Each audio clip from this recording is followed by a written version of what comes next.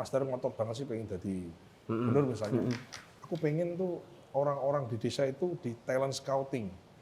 Jadi nggak nunggu mereka daftar. Kalau bisa tuh Jemput bola. dijemput bola. Karena saya mau orang di desa yang dulunya susah, aksesnya susah, nggak punya uang, Ya. Bisa naik itu kelas, bisa naik kelas melalui sekolah sama seperti yang saya tapai sampai dengan hari ini. Beban hidup saya atau keinginan hidup saya itu setelah Pilpres ini, itu mungkin sebagian besar itu sudah terpenuhi dengan beliau jadi presiden.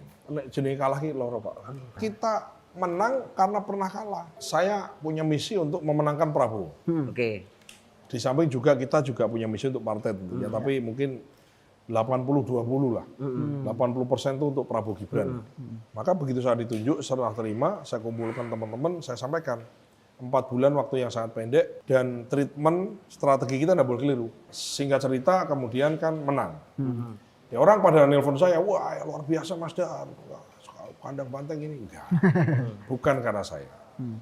Itu karena kerja kelompok aja. Saya dipanggil Pak Prabowo, kemudian saya didahului suruh maju Gubernur Jawa Tengah.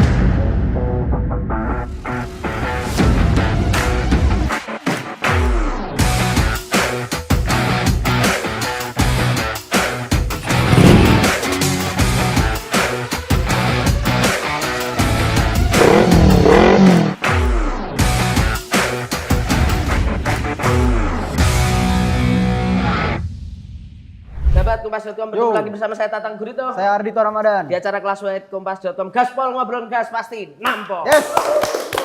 Wah, ramai. Ini meriah sekali, Bung Meriah Tatang. sekali, meriah sekali. Ini kita lagi di Jawa Tengah ya, Yes, gitu ya. of course. Jadi gaspol ini mulai memperpanjang jaringan. Kita mau Ya. melihat konstelasi politik tanah air nanti yang kemungkinan diadakan November Pilkada. Yes, kita akan tur ke Yes. berbagai daerah ini.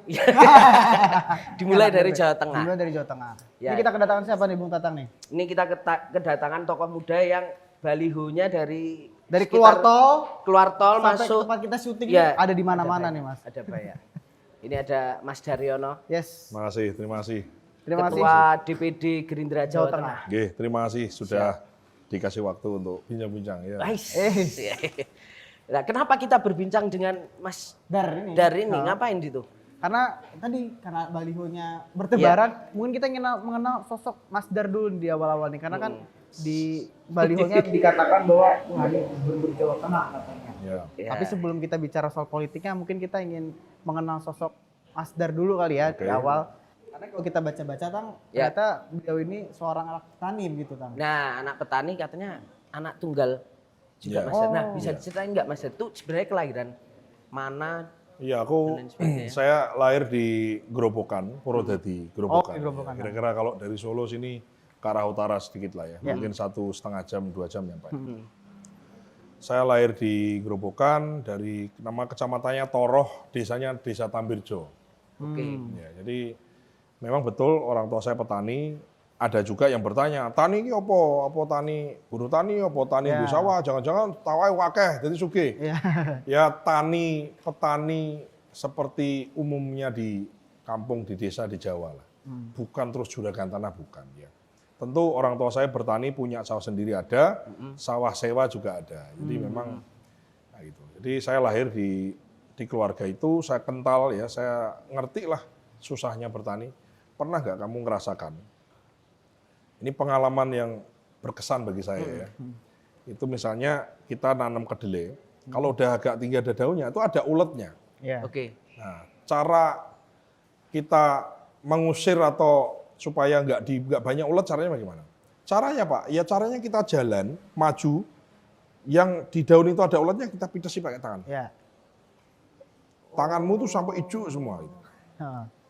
Dan itu saya pengalaman. Saya jadi kan gini, aku dulu bertanya lah karo Pakku kan, Pak, ngopo sih neng sawang ini kudu dino Minggu? Gitu.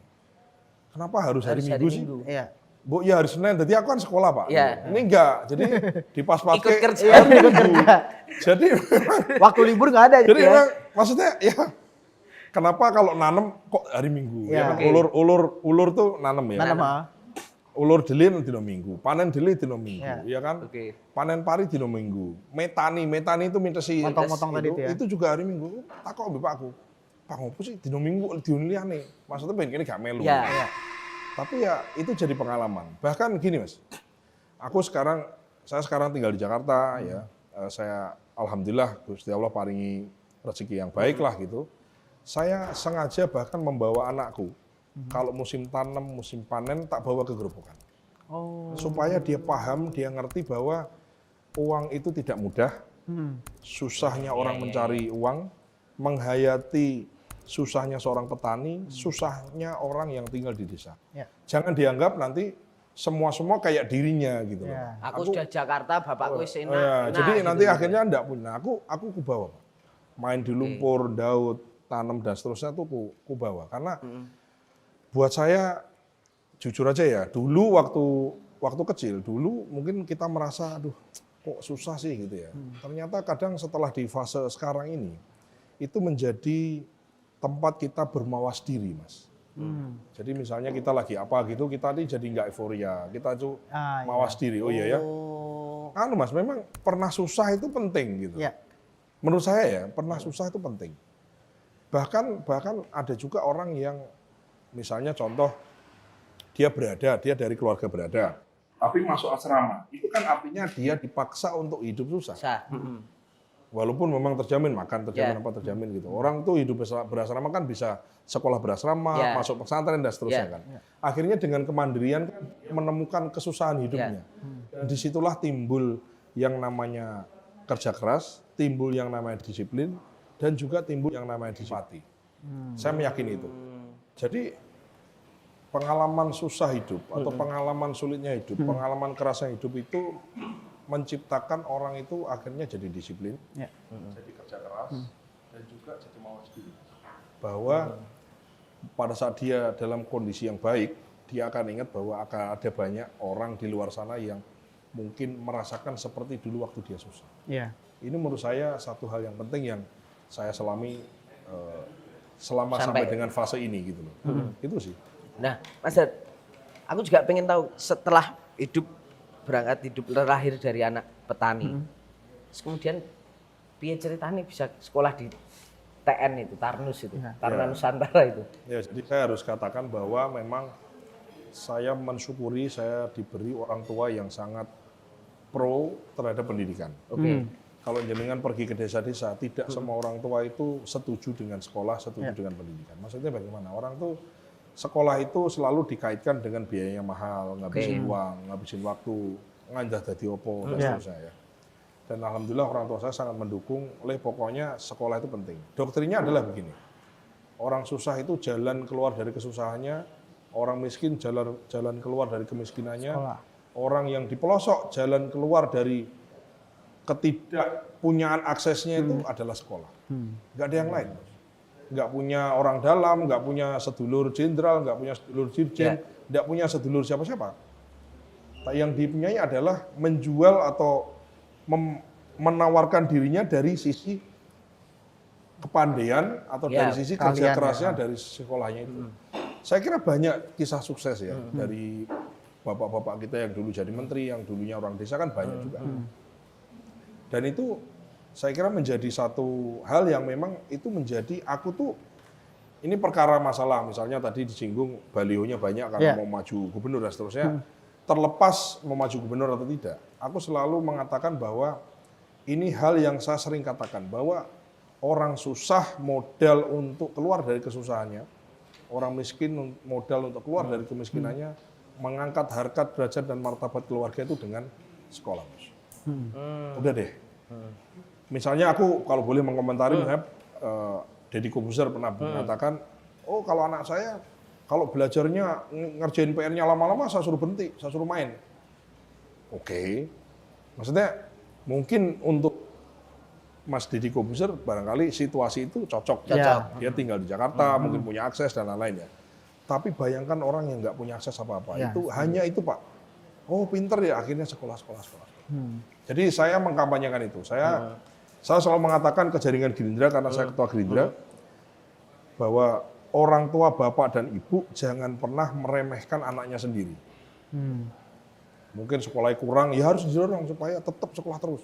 Tetap Jangan sekolah malah terus. di sepele-sepele. Ojo disepeleke. Angger gini, le ngandale dadi apa le? Wes.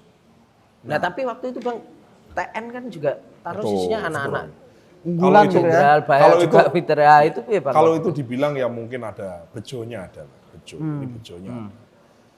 Aku nggak ngerti TN, Bos. Jadi yang ngasih tahu guruku dibilang ada sekolah nggak bayar. Guru SMP-nya Guru SMP. Oke. Aku tahunya mau sekolah nggak bayar itu aja. Aku nggak tahu kalau sekolahnya, kalau ternyata unggulan sekolahnya ya. bagus gitu. Iya. Aku nggak tahu. Sekolah nggak bayar ya udah. Ternyata daftar. Aku nggak tahu juga Pak. Yang namanya daftar ini piye. Oh tes psikologi itu bagaimana. Iya. Tes kesehatan ngapain, sama tanya tesnya apa itu kan aku nggak pernah tahu. Pokoknya yes, jarene makku kan gini. Pokoknya le tes apa wae sepenting manut kalau sing ngetes. Oke. Jadi tes psikologi kita nggak tahu Pak. Gak ono les, nek orang lain kan aku tanya Iya. Ya, konco-koncoku. udah belajar dulu Jadi ini biasanya. di les gesek lah, Ya. dikursuskan, terus dia lari-lari, dia bikin apa? Dia latihan fisik, dia lari push up dan Persiapannya lain-lain. proper Persiapan. lah gitu ya. Aku nggak persiapan. Tapi ya memang mungkin udah jalan hidup, yang itu saya syukuri sampai sekarang. Bahkan Mas, aku tuh karena saya dulu Aspri, asisten pribadinya Pak Prabowo, dulu sebelum beliau terpilih jadi presiden ini saya mengatakan, Pak, saya ini orang desa yang tidak pernah punya cita-cita. Tapi akhirnya saya bisa punya cita-cita dan sampai di level ini. Dan ada banyak sekali teman saya di TN yang sama kayak saya. Bapaknya nyangkul, bapaknya tukang becak dan seterusnya, tapi dia bisa akhirnya menjadi seseorang. Dan di situ ada peran sekolah namanya SMA Taruna Nusantara. Saya ingin Bapak kalau jadi presiden membangun SMA Taruna Nusantara itu lebih dari satu. Dan beliau mewujudkan pada saat menjadi Menteri Pertahanan karena SMA Taruna Nusantara itu di bawah Kemenhan, Ya.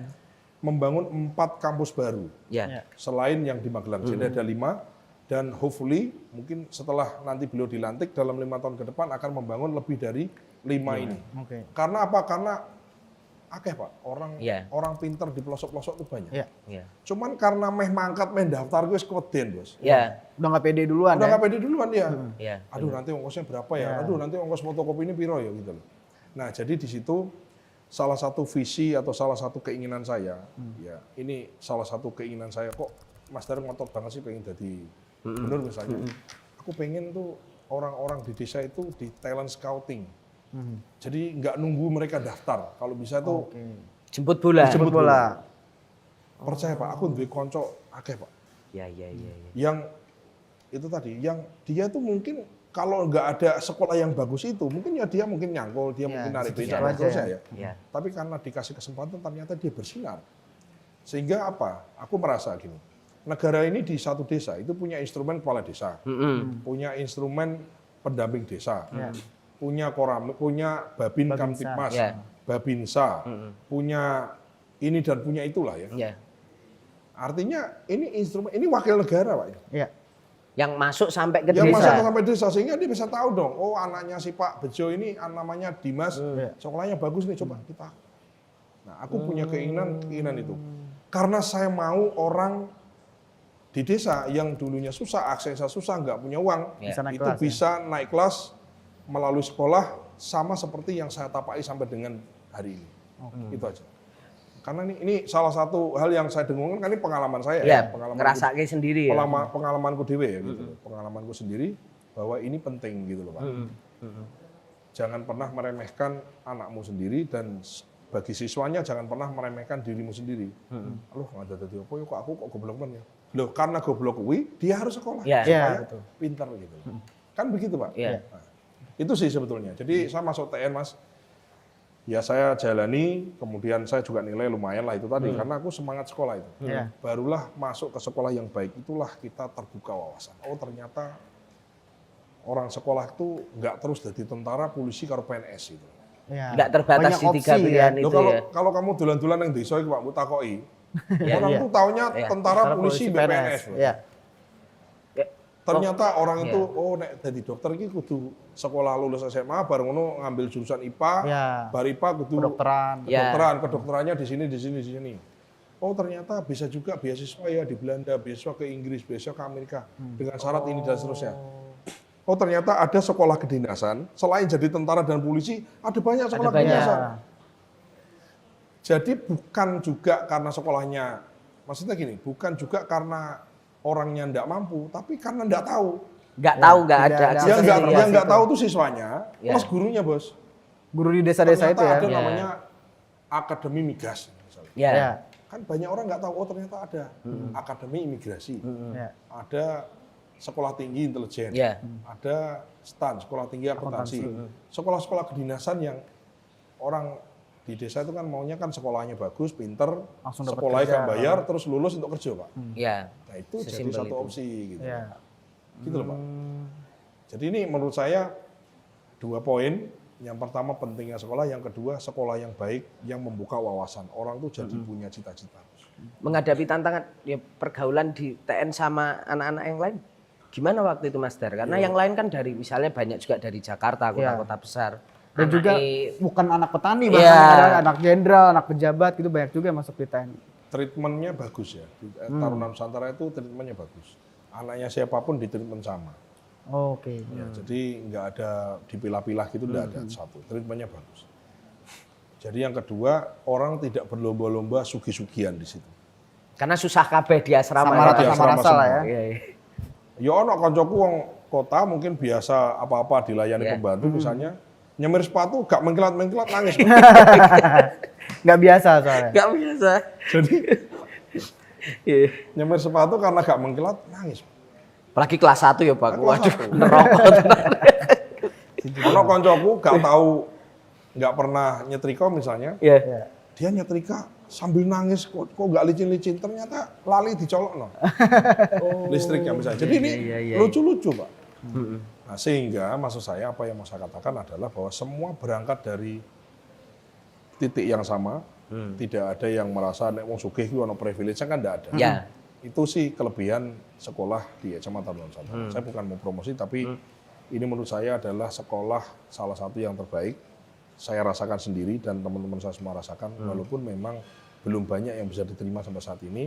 Insya Allah dengan 5 sekolah bukan 300 tapi 1.500 pemudi di seluruh Indonesia bisa lebih banyak ditampung dan kita berharap semakin banyak sekolah seperti itu. Karena begini, ada paradigma kan begini Mas, bangun sekolah itu kan jangka panjang. Ya. Sementara periode pemimpin itu kan 5 tahunan. Iya. Paling banter 10. 5 tahun, paling banter 10 tahun. Kadang-kadang mungkin berinvestasi anggaran di dalam dunia pendidikan, apalagi bangun sekolah dan lain itu kan tidak secara langsung mempengaruhi elektoralnya. Iya. Ya.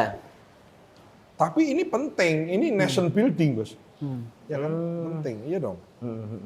Sementara kan kadang-kadang kan orang tuh begitu terpilih, misalnya jadi bupati gitu ya. Iya. Kan berpikir piye caranya 5 tahun lagi dia jadi lagi. Lanjut ya. Makanya Itu kita yang- membangun yang kasat mata lah istilahnya. Iya, sehingga kadang-kadang butuh 100 hari kerja pertama Iya. harus berhasil dan seterusnya. Kan membangun itu kan ya itu penting, quick win itu Iya, penting iya, ya, quick iya. win ya. Tapi ya kan kita nggak bisa ngandalin itu semua, Pak.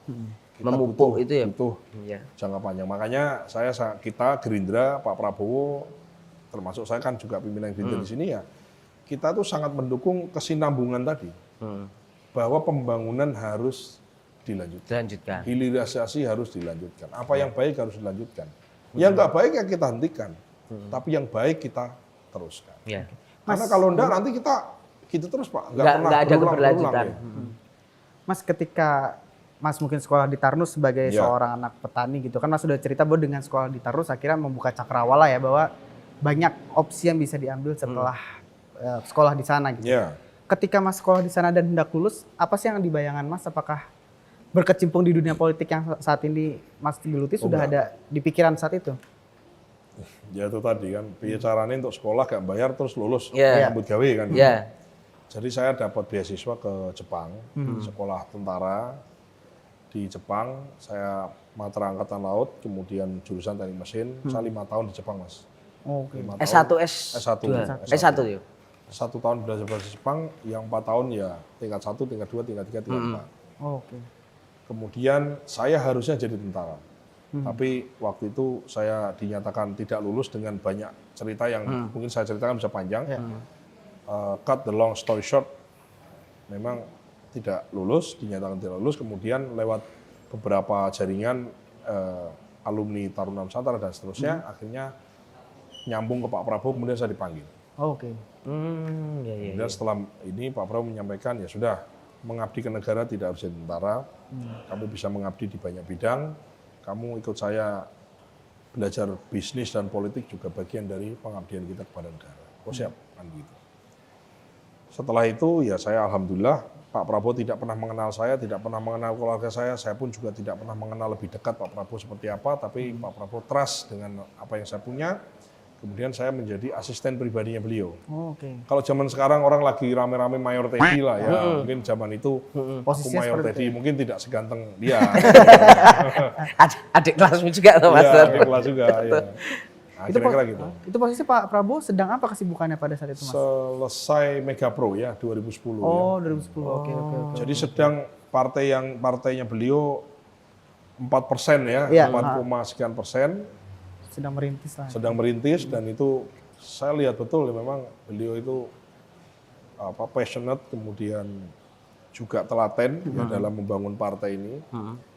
Karena kan kita mau tidak mau, suka tidak suka, orang itu mengatakan ingin mengabdi, ingin berjuang. Kalau di era demokrasi, dan demokrasi berimplikasi harus ada pemilu, dan pemilu itu harus ada peserta pemilu, yang pesertanya adalah partai, maka mau tidak mau kalau seseorang ingin menginginkan mengabdi lebih dari apa yang sudah dia lakukan, ya caranya dengan cara Partai. membangun partai atau bergabung ke dalam partai politik gitu loh. Jadi pesannya adalah, kadang-kadang kan orang di luar sana skeptis terhadap partai, udah gue enggak Politik enggak lah misalnya. ya, tapi pada kenyataannya suka tidak suka, mau tidak mau, itulah yang kita hadapi, Bos. Ya. Ya kan? Kalau semua orang baik diem, semua orang baik anti politik, semua orang baik anti partai politik, jangan salahkan siapa-siapa kalau kita dipimpin sama orang-orang yang tidak baik. Salah, ya. Nah, sehingga saya lihat betul bagaimana Pak Prabowo istiqomah membangun partai. Dari partai 4% jadi 14%. Ya. Dan itu sesuatu menurut saya. Di situ ada kaderisasi, di situ ada pelatihan, di situ ada doktrin, di situ ada manifesto perjuangan dan seterusnya.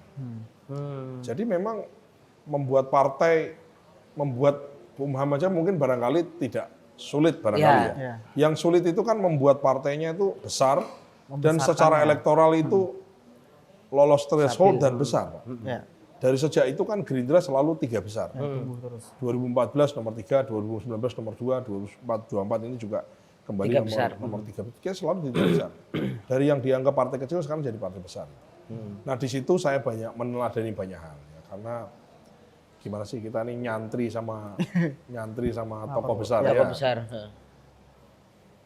Cara mengambil keputusan, cara mimpin, cara memulai pidato, cara kalau di interview ya kan, kalau kita ini karena tidak ada contoh kan, kita lihat contoh itu, Pak. Ya. Pada dasarnya kan manusia itu hidup dengan cara menyontoh cara hidup manusia yang lahir lebih dulu. Sebelumnya. Lebih dulu dibanding kita, betul nggak? Yang baik kita contoh kan begitu. Nah disitulah saya akhirnya tinggal serumah dengan Pak Prabowo. Kemanapun Pak Prabowo pergi saya ikut. Ke Yordania ikut, ya lumayan Pak, keliling-keliling dunia, Bos. Oh, enggak perlu beli tiket, dibayar semuanya. Nah, Mas Dar, Ke Jerman, ke Paris, kemana ya, itu pengalaman lah. apa sih yang ini paling bisa diceritain, misalnya Pak Prabowo ini kan wartawan kayak Dito ini sering takut kalau doorstop Pak Prabowo gitu loh. Bukan takut, segan lah. Segan lah. Takut ya itu. Nah itu loh Mas Dar, Pak Prabowo tidak diketahui publik nih apa gitu. Kayak misalnya Mas Dar Aspri masih muda waktu itu. Iya.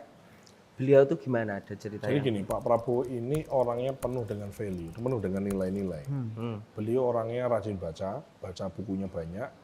Kemudian beliau mengatakan beliau didikan Angkatan 45. Angkatan 45 itu adalah, orang mengatakan itu adalah the best generation of Indonesia, itu Angkatan 45 yang memerdekakan kita. Iya.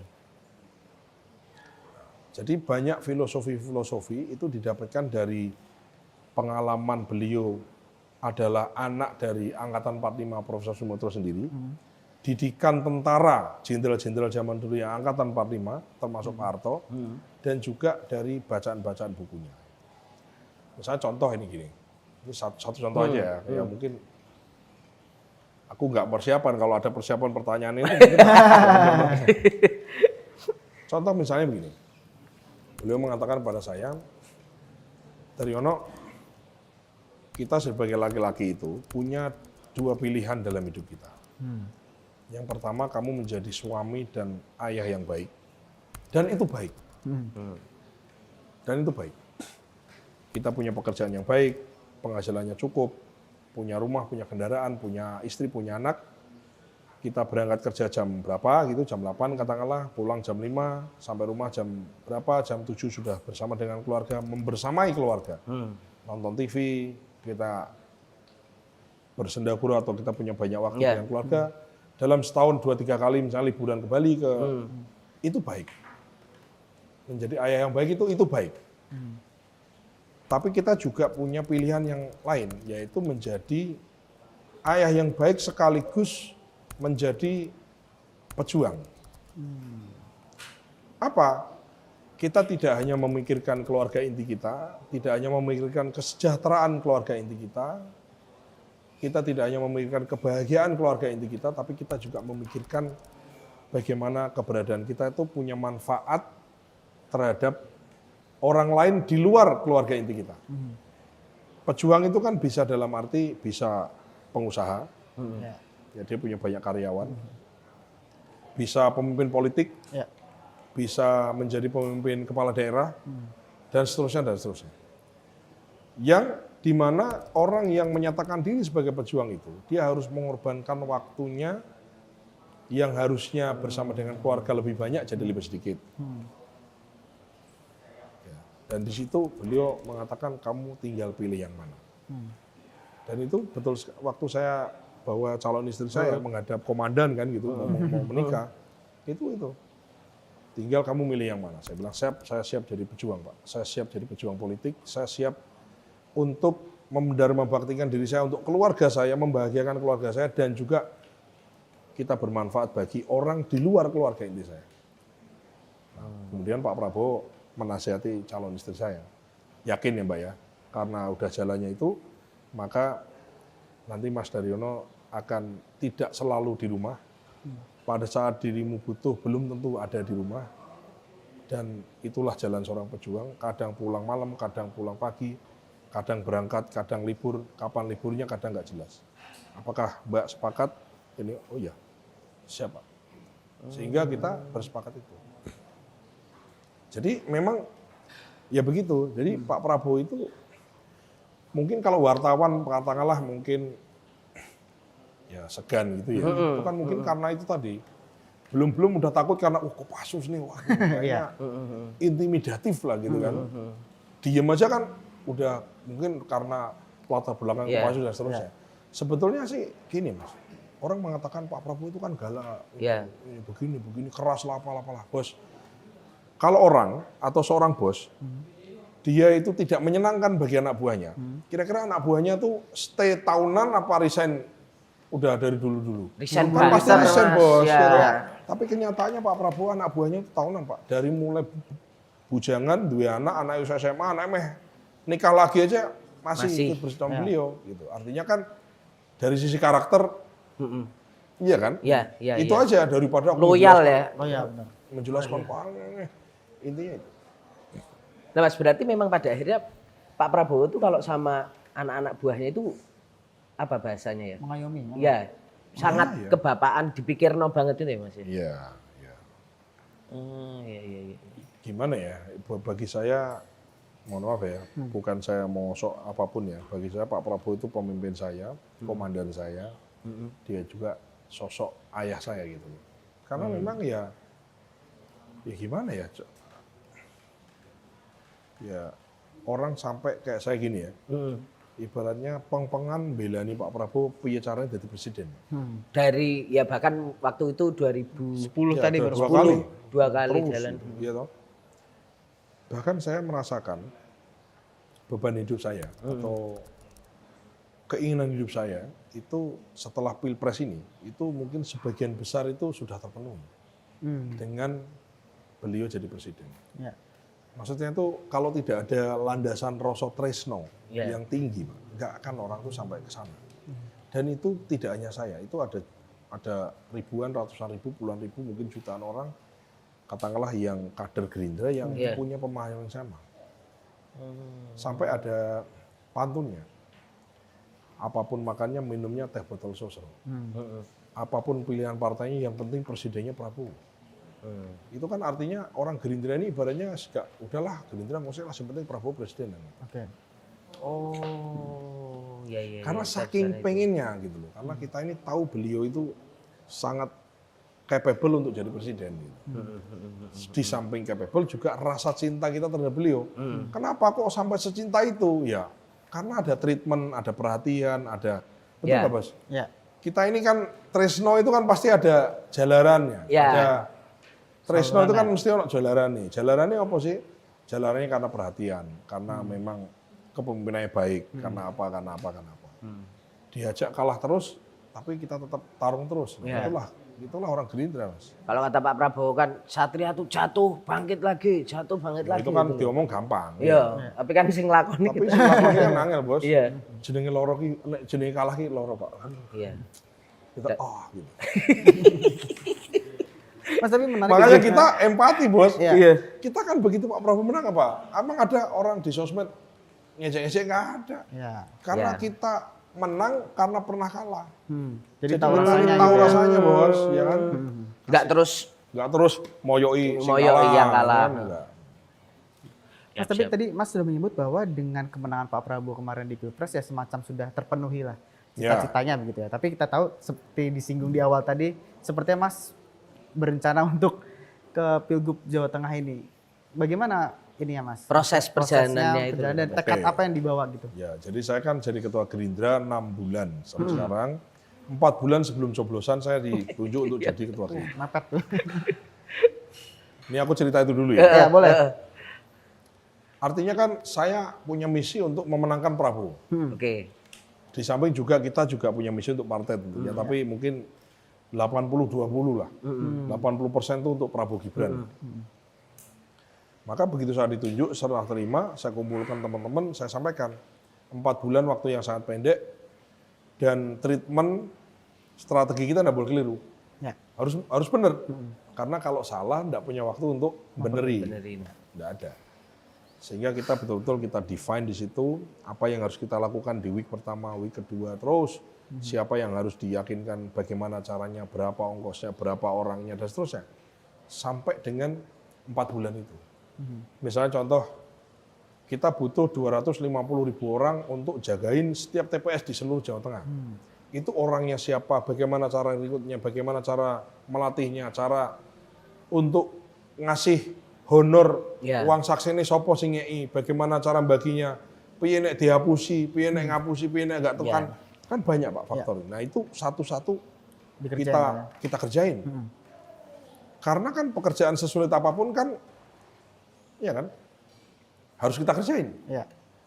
Planning sebagus apapun, Harus dieksekusi. iya, karena planning yang baik adalah yang dieksekusi. Dikerjakan, ya. Nah, jadi kita nah, seiring sambil jalan, sambil kita evaluasi, kita bikin survei. Setelah kita treatment naik nggak? Oh naik. Naik. Oh ternyata naiknya begini dan seterusnya. Jadi kita betul-betul dalam waktu 4 bulan itu kita inilah kerjanya kerja keras, kerja cerdas lah.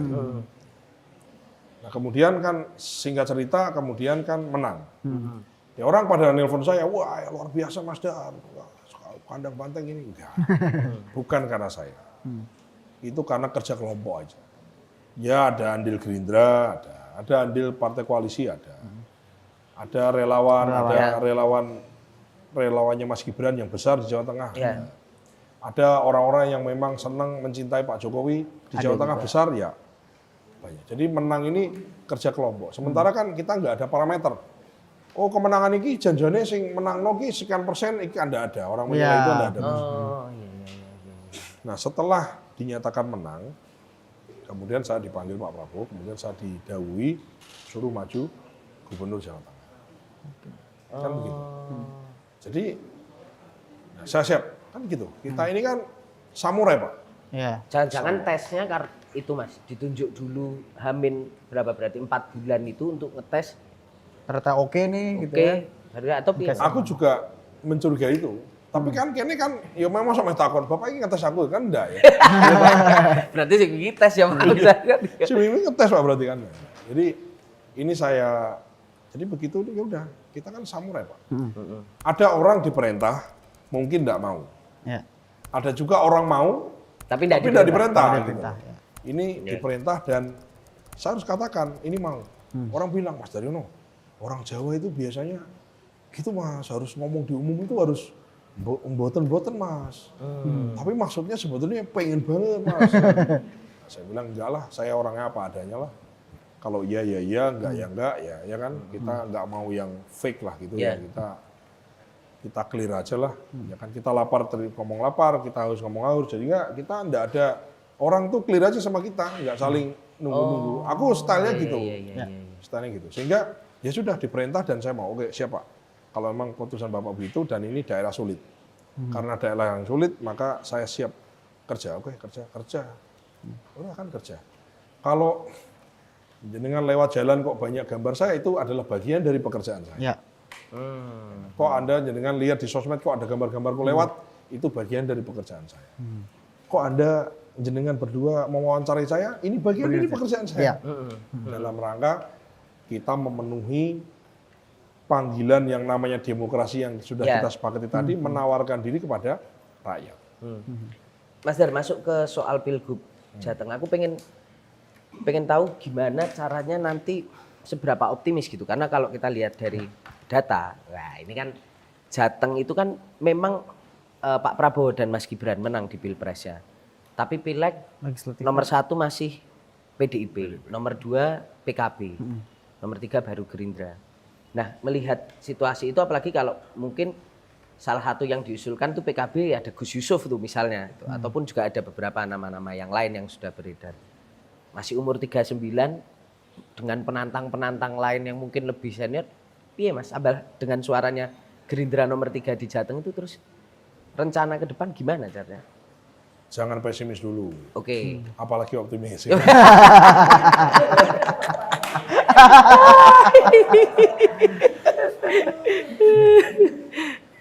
gini ya.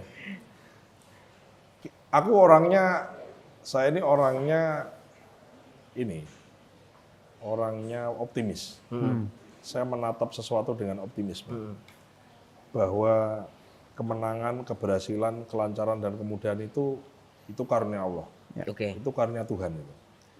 Tapi saya menatap dengan optimisme. Kenapa saya ingin menatap dengan optimisme? Karena saya merasa saya niat ingsun maju ini punya niat yang baik.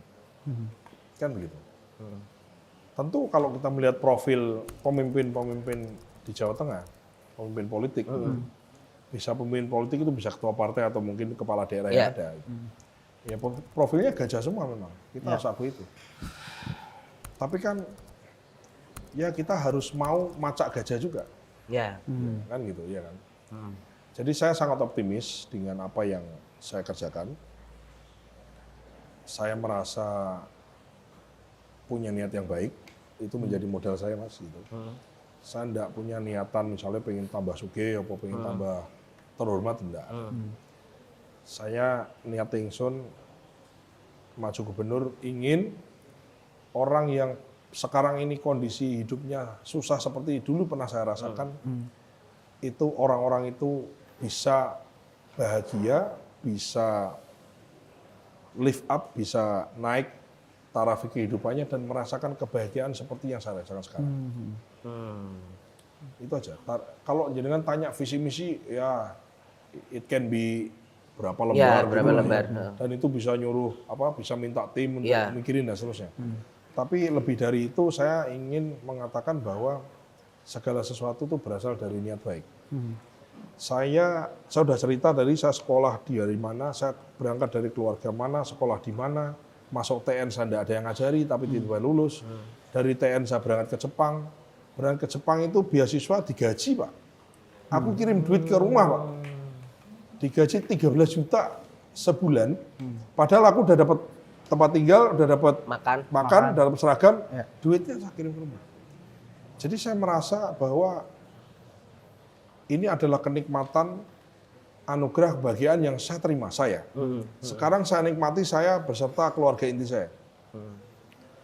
Mungkin kalau saya ini ya udahlah Pak Prabowo udah jadi presiden ini udah kita nikmati aja deh, kita santai-santai, kita nikmati sendiri.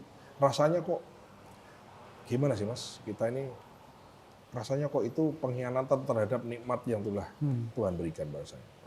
Jadi saya memaknanya begitu. Jadi bisa aja, aku ada punya pilihan. Ya sudah deh, kita nikmati aja deh, kita happy aja. Ya kan, kita happy, ya liburan kemana, apa-apa, senang mana anak. Tapi enggak lah, kita mau happy sementara karena aku pernah merasakan susahnya orang itu. Maksudnya saya pernah di fase itu. Di fase di mana misalnya gagal panen, fase di mana nggak punya uang, fase di mana uang kita nggak cukup dan seterusnya. Pernah nggak jenengan merasakan? Aku pernah di fase makan soto Madura, ditraktir sama senior, boleh nambah, itu saya ingat sampai sekarang, senangnya boleh nambah. Karena dulu ketika masa kecil nambah aja, ngitung dulu. Gitu. Iya. Sehingga saya memaknanya itu Mas, saya memaknanya niat ingsun saya itu adalah semoga dengan cara ini saya bisa nulari, bisa ngajari, bisa membuat, create orang-orang seperti saya dulu yang susah, sebanyak mungkin bisa menjadi bahagia. Dengan cara apa? Tadi mungkin sekolah. Dengan cara apa? Dengan cara gizi yang baik. Dengan cara apa? Dengan cara mendukung program pemerintah pusat nanti di Pak Prabowo, Pak Mas Gibran, makan siang gratisnya, disukseskan di situ. Dengan cara apa? Dengan cara ngewangi memberi lapangan pekerjaan. Dengan cara apa? Dengan cara ngasih pelatihan. Dengan cara apa? Dengan cara pengentasan kemiskinan. Dengan cara apa? Dengan cara menempatkan petugas-petugas pemerintah di setiap desa itu untuk talent scouting orang misalnya. Karena kadang orang punya keinginan, harapan, punya visi, tapi kalau tidak punya power, percuma. Meng saran tok gak didungan Pak. Kami mengatakan Bapak ini begini, gak didungan Pak. Didungan tapi gak dikerjakan. Akhirnya meng mangkal tok. Terus kita berusaha bikin yayasan, bikin ini, bikin itu, oke, itu membantu orang juga, itu good. Tapi alangkah karena saya udah kecemplung di dunia politik, saya sekarang ketua partai di Jawa Tengah dan saya diperintah maju gubernur. Sehingga kesimpulannya why not? Why not? Karena waktu, dimensi menempatkan saya di posisi itu. Jadi saya mengatakan why not? Gitu aja. Mas, tapi kan Mas ini boleh dikatakan ya sebelumnya memang belum pernah mendapatkan duduk di posisi jabatan publik gitu ya. Mungkin beda dengan beberapa tokoh yang maju gubernur, mungkin pernah jadi bupati, jadi wali kota, jadi anggota DPR, DPRD begitu. Mas sendiri merasa akan ada tantangan tersendiri nggak sih dengan sosok yang baru berkontestasi di pilkada ini menghadapi ya tadi yang disebut Tatang ya orang-orang udah punya pengalaman lebih gitu? Saya merasa banyak mendapatkan pelajaran, gemblengan, pengetahuan karena ikut Pak Prabowo. Pak Prabowo juga jadi presiden. Oke, sekarang berangkat dari menteri. Tapi kan nyalon presidennya kan sudah dari 2000. Sudah dari dulu. Walaupun memang punya bekal pernah jadi Danjen Kopassus, Pansel, dan seterusnya. Saya merasa sekarang ini dengan alam dan dengan situasi yang sekarang dengan dunia digital dan lain-lain, saya kira semua orang punya semua orang itu punya cara supaya dirinya terekspos lebih. Artinya terekspos itu dikenal oleh publik. Gitu. Dulu mungkin sebelum era yang sekarang, orang itu harus dikenal dulu, harus jadi seseorang. Karena urusannya exposure. Exposure apa sih sebetulnya? Exposure tentang dirinya. Janjane Mas Dariki wonge sabaran apa ora? Mas Dariki kira-kira isoan apa ora? Sekolahnya tenanan apa ora? Kalau dulu kan sulit untuk mengkonfirmasinya kan butuh effort lebih. Sekarang kan enggak, orang tinggal googling, tinggal dicari fotonya benar apa enggak dan seterusnya. Track record sudah ada semua. Track recordnya sudah ada. Sehingga betul di era demokrasi sekarang itu lebih banyak pilihan Mas, terhadap alternatif pilihan pemimpin. Tentu nanti alternatifnya banyak, di ujungnya akan mengerucut karena ada faktor partai politik tadi. Iya betul. Kan begitu Pak. Sepinter apapun orang, sebagus apapun orang bisa membranding atau menawarkan dirinya kepada rakyat, keterpilihannya tinggi, kalau tidak punya perahu nggak bisa maju. Nah, saya melihat bahwa memang di fase ini itu ketua partai diuntungkan. Ya. Oke, ya betul. Di samping, di luar misalnya kepala daerah, misalnya bupati. Iya. Tapi bupati itu tidak ketua partai Betul. secara provinsi, ya dia mesin partai tidak di tangan dia. Ya. Nggak Jadi punya perahu itu tadi. sehingga kan nanti orang tuh akan melihat duluan kan, Ya. calon potensi gubernur siapa misalnya. Dia menempatkan diri saya, menempatkan Pak Bambang Pacul, menempatkan Gus Yusuf, menempatkan ketua Golkar Pak Panggah, menempatkan ketua yang lain-lain, itu menjadi wajar. Ya. Karena kansnya adalah berangkat dari partai politik. Oh, oke. Ada orang yang akhirnya dikenal karena kiprah. Ya. Oke, pernah jadi bupati, pernah jadi wali kota, menjadi wakil bupati, wakil gubernur atau gubernur dan seterusnya. Tapi kalau dia tidak punya partai kan akhirnya, ya kan? Akhirnya Harus kan cari orang perahu kan, sendiri oh dia. kira-kira nanti bisa nggak ya? Benar didukung nggak ya? Gitu. Ya. Menimbulkan keraguan, Mas. Itu tadi yang jenengan katakan tidak salah, betul. Tapi dengan alam demokrasi dan dengan sistem yang ada sekarang, ketua partai diunggulkan, Mas.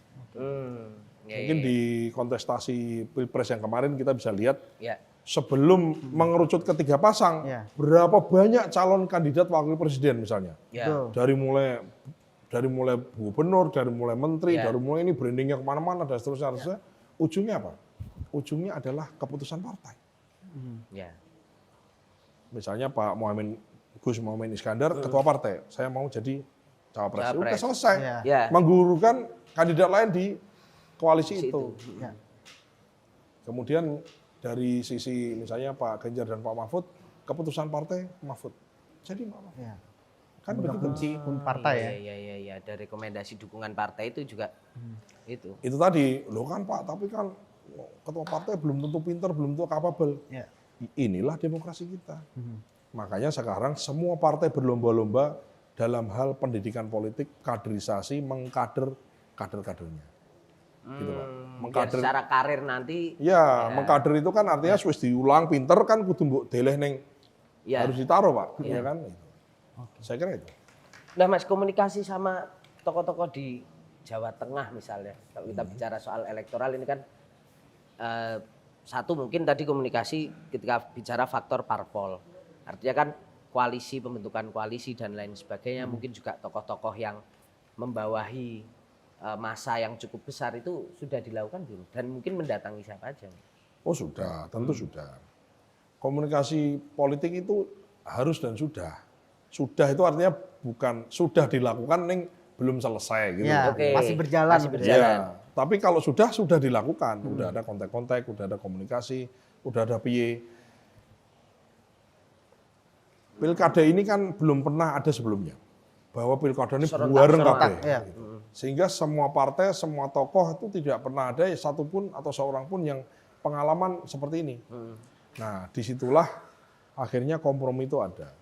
Misalnya pilgub, orang ngomongin pilgub kan nggak melulu ngomong ke pilgub aja Pak. Misalnya saya ketemu sama partai lain, Ya. kan nggak bisa kita ngomong pilgub aja ya, nggak bisa. Bab- Karena kabupaten- proses pilkadanya juga termasuk pilihan yang lain betul, gitu ya. loh Pak. Termasuk pilihan bupati, wali kota. kota, aku wakilmu sopo, iki sopo Ya. gitu loh Pak. Iya. Sehingga memang ya memang begitu. Terus nanti ada orang bertanya, loh kalau gitu orang partai itu berarti pragmatis dong, mentingin partainya sendiri dong. Ini saya jelasin begini. Nah, Orang bisa jadi bupati, orang jadi anggota dewan, orang jadi gubernur, jadi presiden, tujuannya apa sih Pak? Pengabdi, betul ya. Untuk bisa mengabdi berangkatnya dari mana?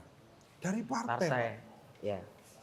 Orang sebagus apapun, nek partainya kayak Ya, nggak nggak. bisa maju. Ya. Sehingga semua pemimpin partai itu dia mengabdi pasti 99%, 100% mengabdi ya, tapi dia harus mikirin bagaimana kaderisasi partainya juga harus besar karena ini masalah, ya toh, ini masalah kita harus kendaraan atau pijakan ini harus besar. Kalau enggak jadi apa-apa Pak. Pak Prabowo jadi presiden betul dimenangkan oleh Rakyat. rakyat, dimenangkan oleh koalisi, dimenangkan oleh relawan, dimenangkan oleh kelompok ini, kelompok itu, kerja kelompok. Tapi berangkat menjadi calon presiden karena partai politik. Pak Ganjar karena partai politik. Ya. Pak Anies karena Partai politik. itu, dan itu partainya harus tetap eksis, harus besar, supaya bisa mengabdi lebih banyak. Ya, dan menopang figur-figur tadi itu. Pemaknaannya begitu. Pemaknaannya gitu. Pemaknaannya begitu. Oke. Mas, ini kita mungkin sudah berada di penghujung wawancara nih Mas. Ini pertanyaan kunci sebenarnya nih Mas. Apa? Entah nih masih kepagian atau gimana. Ini Mas sudah mengatakan sudah bangun komunikasi dengan tokoh-tokoh, dengan Yeah. partai politik. Mungkin sekarang paling banyak ditunggu masyarakat adalah kira-kira yang akan muncul di kertas suara nih siapa dengan siapa begitu ya. Mas sendiri mungkin Ya, tidak tanpa penjajakan sebut yuk. nama mungkin Rada dibocor-bocor ke Ah, situ, boleh Mas bocor-bocor Dar. atau Ya, mungkin mohon izin. idealnya ingin duet yang seperti apa sih di Pilgub nanti gitu Mas? Mau tahu aja atau mau tahu banget? Banget. Ada U-nya nih. Banget. Kita mencari wakil yang memenangkan. Yang memenangkan. Yang memenangkan. Yang memenangkan. Fatsun politik kita itu kita boleh dan harus dan wajib dan bisa bekerja sama dengan siapapun. Oke. Jadi kita tidak ada anti ini anti itu tidak ada. Sehingga memang untuk masalah otak-atiknya itu, ya, otak-atik matuk ya, Otak-atik otak-atik gatuk itu itu ya. digadukkan itunya, itu ya harus mau dan mampu. Oke. Maksudnya bagaimana? Dia mampu nih, memenangkan nih, mau nggak? Ya. Dia mau nih, Mampu nggak? tapi mampu menang nggak? Ya. Jadi ini main-main di matriks itulah, Main di matrix itu. matriks antara mau dan mampu itu. Kalau Gerindra udah nasionalis, satunya rada religius ngono ki rada masuk nggak Mas? Ya orang bilang baiknya begitu katanya. Orang yang bilang bukan aku yang ngomong. Oh, iya. Orang bilang baiknya begitu. Oke.